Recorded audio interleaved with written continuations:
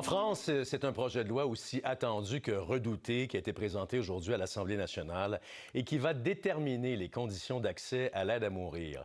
Une promesse du président Emmanuel Macron, puisque la France, contrairement à ses voisins comme la Belgique et la Suisse, n'a toujours pas de cadre légal pour l'euthanasie. Les débats s'annoncent houleux, même si une majorité de Français semble d'accord. La loi sème aussi la discorde chez les médecins qui craignent les dérapages. Notre correspondante à Paris, Tamara Alterescu.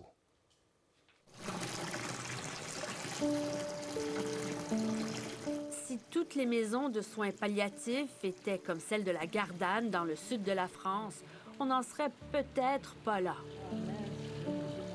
Et si tous ceux atteints de maladies incurables, comme Alain, se savaient pris en charge comme il l'a été ici, le débat sur la fin de vie ne serait peut-être pas aussi douloureux.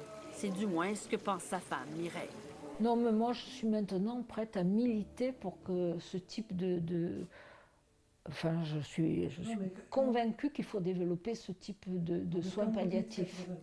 Car Alain n'est plus le même homme qui est arrivé il y a 3 mois, souffrant, avec un pronostic de mort imminent. Si très vite, il n'avait pas eu les soins qu'il a eus, les attentions qu'il a eues, qu'est-ce qu'il aurait dit? J'en ai pour quelques semaines, achevez-moi, je ne veux pas subir ça. Un constat difficile, mais partagé par la grande majorité des Français qui, selon les sondages, se disent en faveur d'une nouvelle loi sur la fin de vie. C'est évident que si ça peut éliminer le trafic comme ce qui se passe quand on va aller mourir en Suisse, je suis entièrement d'accord. Car le nombre de Français qui voyagent, soit en Belgique ou en Suisse, pour mettre un terme à leur vie, augmente chaque année. La France veut à son tour leur offrir la possibilité de choisir le jour, l'heure et les conditions de leur mort avec une injection létale. Je comprends tout à fait et je peux être d'accord. Après, c'est beaucoup plus intéressant de parler des soins palliatifs. Très bien, très bien. Car le voilà aujourd'hui en train de faire ses premiers pas. Très bien, Alain. Bravo. Un moment de grâce auquel nous avons pu assister et dont il se croyait incapable. Très bien. Ça, c'est bien, ça. Moi c'est le moral qui m'a sauvé. C'est l'impression de rentrer dans un endroit qui est un endroit pour des êtres humains. Vraiment. Une maison qui ressemble en rien à un hôpital où il n'y a pas d'uniforme, où tout le monde mange ensemble et bien, et où Mireille peut dormir à ses côtés tous les soirs, comme à la maison. Ça fait bénure. La chance qu'on a, c'est que nous sommes 4 soignants pour 12 résidents. La maison de Gardanne est en effet devenue une référence en France pour les soins palliatifs. Merci. Sauf qu'elle demeure une exception. Certains diront même un luxe. Est-ce que la vie n'est pas un luxe? Ou alors, du moins, est-ce que la vie ne vaut pas ce luxe? La question est essentielle et surtout au cœur des appréhensions du personnel soignant face à l'aide à mourir telle qu'elle est définie par la loi qui est étudiée au Parlement de la France. On a peur que en fait, un patient puisse choisir le suicide assisté ou l'euthanasie parce qu'il n'a pas d'autre choix. Heureusement que vous êtes là. Car en France, aujourd'hui, le quart des départements n'ont aucune unité de soins palliatifs. 0 dans certains départements. À la différence du Québec, où il existe en moyenne 5 lits en soins palliatifs pour 100 000 habitants, la France n'en compte que 2,5. Nous, on ne part pas de la même base. Bon appétit. Le docteur Jean-Marc Lapiana est le fondateur de la Maison de Gardanne et un des farouches opposants au suicide assisté. Au Canada, au Québec, vous avez une culture depuis longtemps de pouvoir dire les choses aux gens par rapport au cancer.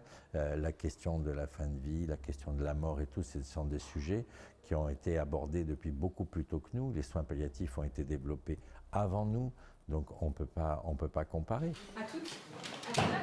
Reste qu'au Québec, malgré ce qui semble une meilleure offre de soins palliatifs, l'option de l'aide médicale à mourir représente aujourd'hui 7 % des décès. Mais oui, ça m'interpelle un chiffre pareil. Et on peut se demander s'il n'y a pas des dérives du coup. Surtout quand on voit le nombre de patients qui reviennent sur leur désir de mort une fois qu'on s'est bien occupé d'eux.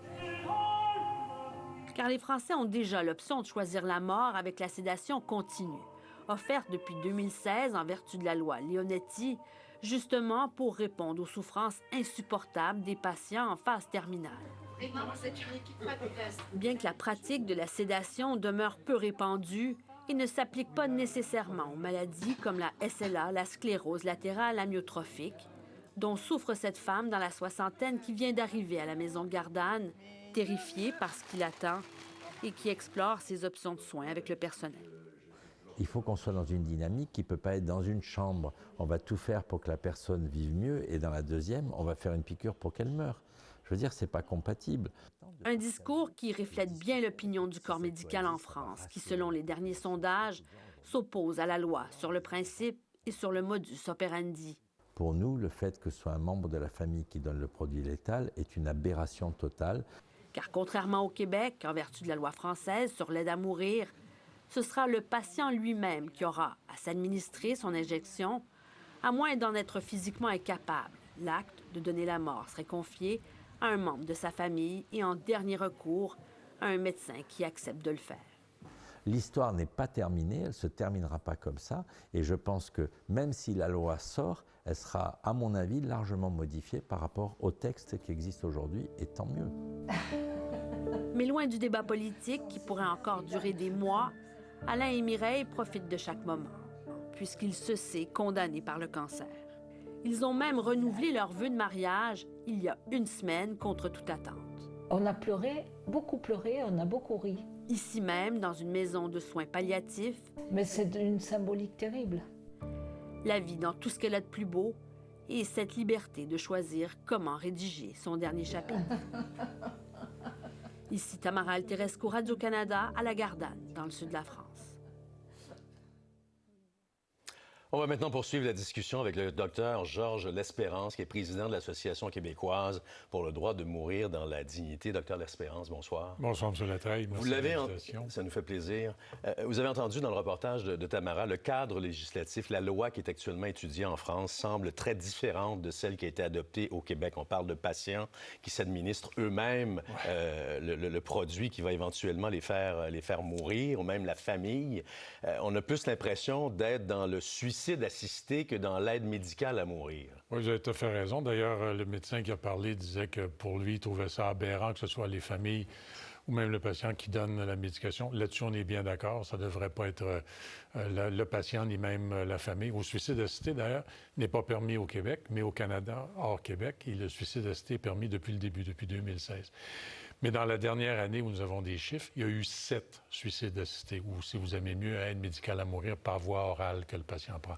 Donc, ce n'est pas vraiment une option ici qui est considérée. Puis personnellement, comme prestataire d'aide médicale à mourir, je vous dirais qu'à mon avis, à moi, là, ce sont les médecins et les infirmières praticiennes spécialisées qui doivent donner ce geste-là de dernier soin, un geste compassionnel. Mais ça semble être fort différent qu'au Québec. Le corps médical, là-bas, résiste, oui. Semble pas d'accord avec la loi qui est actuellement étudiée. Oui. Pourquoi il y a cette résistance en France? Bon, il y a plusieurs éléments dans votre question. Il y a plusieurs éléments de réponse. La France, d'abord, le corps médical français a toujours été mis sur une certaine hiérarchie qui existe beaucoup moins ici. Le médecin qui a été interrogé l'a d'ailleurs dit lui-même. Vous avez au Québec une culture plus ancienne de dire la vérité aux patients, etc. Alors qu'en France, puis j'ai bien connu la France pendant une dizaine d'années, j'ai encore des amis là-bas, effectivement, disons, la discussion ouverte avec le patient sur sa pathologie, sur les possibilités thérapeutiques, sur son devenir, est beaucoup plus restreinte en France. Ça change. Il y a une pudeur, il y a une résistance à l'ouverture, à la transparence? Oui, peut-être. Je pourrais pas... J'ai pas assez de connaissances sociologiques pour évaluer ça, mais il y a cette espèce d'aspect du médecin qui est le dépositaire de la connaissance. Bon, ça fait quand même très peu de temps que l'aide médicale à mourir a été adoptée au Québec et on semble fracasser des records, là, si on peut parler de records, en ce sens que c'est près de 7 des décès, 6,8 Donc, parmi les endroits au monde où l'aide médicale à mourir est le plus administrée. Comment vous expliquez qu'on en soit arrivé à un consensus social aussi rapidement au Québec